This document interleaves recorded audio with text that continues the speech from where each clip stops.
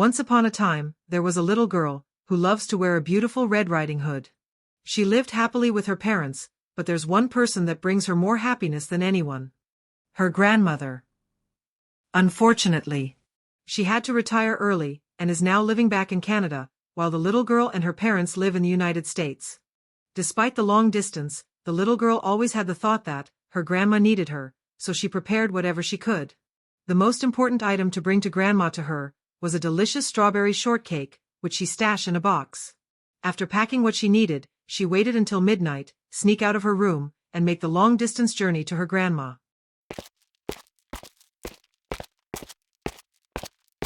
It was a long walk, but the little girl did not show signs of tiredness, probably because the thought of reaching grandma gave her the determination to keep going. Because of that, she just kept on going, and across the borderline, and make it to Canada. She was surprisingly smart for her age, already knowing how to use a map and a compass to reach her destination. However, winter is already setting in, and now she has to deal with the snowy cold weather, and the snow was falling fast. Nonetheless, she persevered, fighting through the cold, hoping to get to the nearest town. Eventually, she made it. She was hoping for a rest, but she tried to run across the streets, to avoid a car that was rolling at a terrible rate.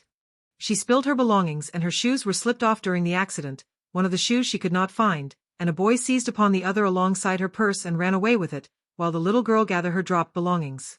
So the little girl went on with her little naked feet, with no money. She tried to earn back the money she lost.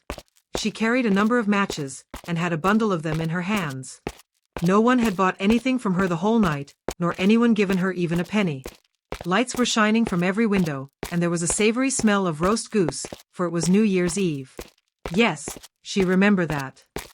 In a corner, between two houses, one of which projected beyond the other, she sat down and huddled herself together. She had drawn her little feet under her, and she dared not go home, not when she has gone this far. Her little hands were almost frozen with the cold. Ah! Perhaps a burning match might be some good. If she could draw it from the bundle, and lit it up, just to warm her fingers. She draw one out. How it sputtered as it burnt. It gave a warm, bright light, like a little candle. It was really a wonderful light, it seemed to the little girl. That she was sitting by a large iron stove. How the fire burned, and seemed so beautifully warm. However, she realized, it was just her imagination. The stove vanished, and she had only the remains of the half-burnt match in her hand. She rubbed another match on fire, as it burst. And where its light fell upon the wall, it became as transparent as a veil, and she could see into the room. The table was covered with a snowy white tablecloth, on which stood a splendid dinner service. But yet again, it's only her imagination. The match went out, and there remained nothing, but the thick, damp, cold wall before her. She lit another match. And then she found herself sitting under a beautiful Christmas tree. It was large and beautifully decorated. The Christmas lights rose higher and higher, until they looked to her like the stars in the sky. Then she saw a star fall, leaving behind a bright streak of fire. She remembered her mom told her that when a star falls, so is an angel, alongside the angel's blessings, given to the people of the world, for good luck. She again lit another match. And the light shine around her. In the brightness stood her grandmother, clear and shining, yet mild and loving in her appearance. "Hi, my little child," Grandma, said the little girl. "Yes. It's me. I just want to let you know. I love you." Grandma, please, take me with you. I can't give up after so long. Please, don't let me go in vain. "Please just stay alive for me, okay?" Please, Grandma, don't leave me. But before she could hug her, the match burned out, leaving the cold, damp wall once again. The little girl was left shocked. Her grandma, who was in front of her, was gone. Once again, she sat down the corner, for she was left alone. Too small to be noticed. She began to cry, begging for grandma, her parents, to find her, to pick her up, to bring her home, realizing the adventure she took was more dangerous than she ever felt. She was alone. Alone, very alone. She could feel the pressure to protect her own life, almost as if her hands and feet aren't cold anymore. Looking down, She saw her own two hands, they're on fire, or at least, look like they're on fire to the little girl. She thought she was still dreaming again, but this time, it felt too real. She then sprout two small but strong wings. She felt a surge of energy like never before. She now has a new sense of determination. She looked at the strawberry shortcake, with a new sense of strength, to deliver it to Grandma. Climbing up the building, she prepares herself, mustering up the courage. Gripping onto her basket. Before yelling, Grandma, don't worry, I'm coming. And then she flap, flap, flap, and she was flying. She was flying across the skies. The cold was no longer an issue. She lit her hand, to better see into the dark, and to keep herself warm. When you now look from below, it looks like a shooting star, traveling across the sky. It even looks like it was flying into the heavens. Eventually, the star falls, down to the earth, now landing in a new area. Now, her journey was almost over. She landed gracefully on the snow. It was now no longer snowing out of the sky, and there's a forest ahead of her. Exhausted from the flying, the little girl headed into the forest, knowing it was the quickest path to Grandma. The forest is scary, Thought the little girl, as she continued walking through the forest. The forest is dark, given a bad atmosphere, as the only light comes from the moon, giving a dark blue hue, but it didn't help. It was strangely deserted. The little girl continued to walk deeper into the forest. And then, she saw something. The remains of a body, it's mangled so badly, it looked unrecognizable. It was now giving out a sweet scent. She decided to ignore the body, and continue her journey. But then, she saw it. A towering figure, easily twice her height, a big, bad wolf, staring at her, with a menacing glare. The little girl immediately started running. She didn't dare to speak to the wolf, just run, as fast as she can. But the wolf has now began to chase her, planning on making her next meal. The little girl doesn't know why, but despite the size difference, she is actually a pretty fast runner. It seemed like she might be able to outrun the wolf. But it didn't last long, for she had tripped, landing on the snow. Getting back up, she saw the wolf was in front of her.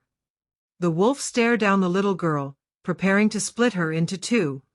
The little girl was scared. In a desperate attempt to protect herself, she brings her arms up to protect herself. Once again, her hands begin to ignite with fire, and then she launched an energy blast. It hit the wolf in the face, although it was a small blast. The wolf froze for a second, and then it fled into the darkness of the forest. The little girl, still trying to process what just happened, until she heard someone.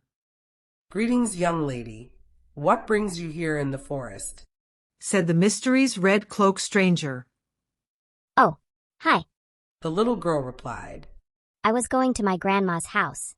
"Her house could be miles from here. Dear, come with me. It is dangerous out in the woods." The little girl, having no choices left, follows the stranger.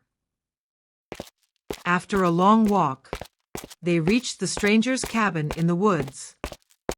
The stranger unlocks the door and invited the little girl inside.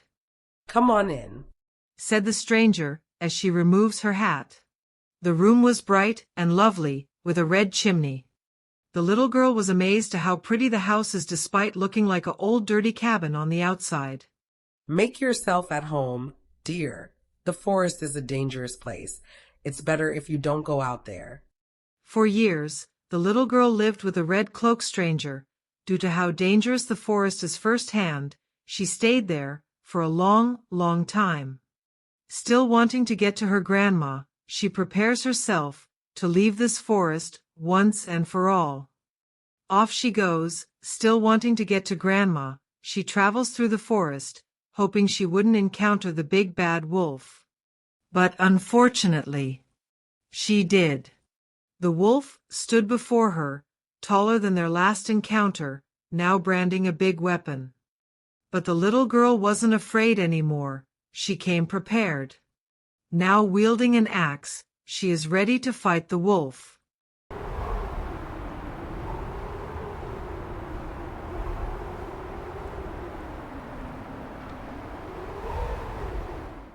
She held the axe firmly and prepares herself for the fight for her life.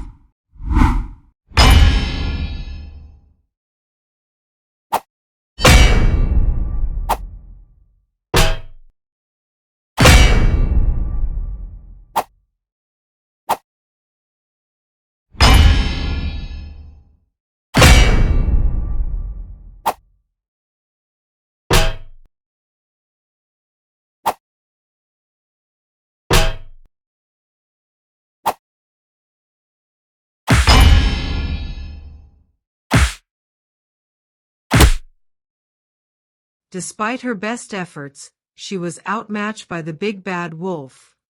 Now that the little girl is down to her knees, the wolf prepares to finish her off.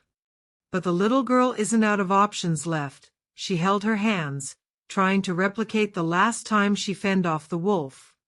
And she did it again. This time it felt stronger than the previous blast. Finding new strength, she blasted the wolf.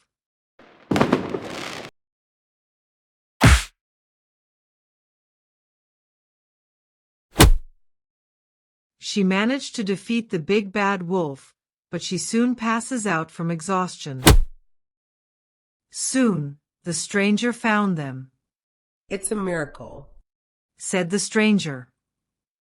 Picking up the little girl, she carried her back while the wolf was knocked out.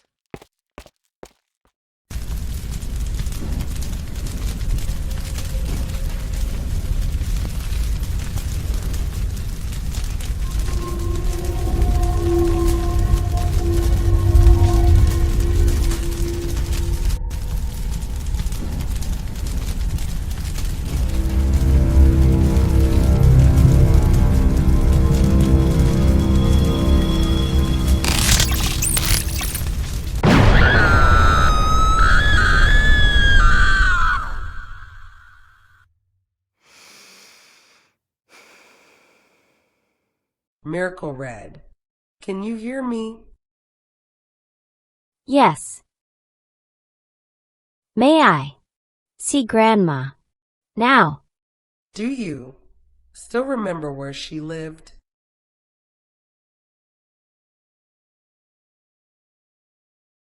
I don't remember. I don't remember where she lives. I don't know her. What did you do to me?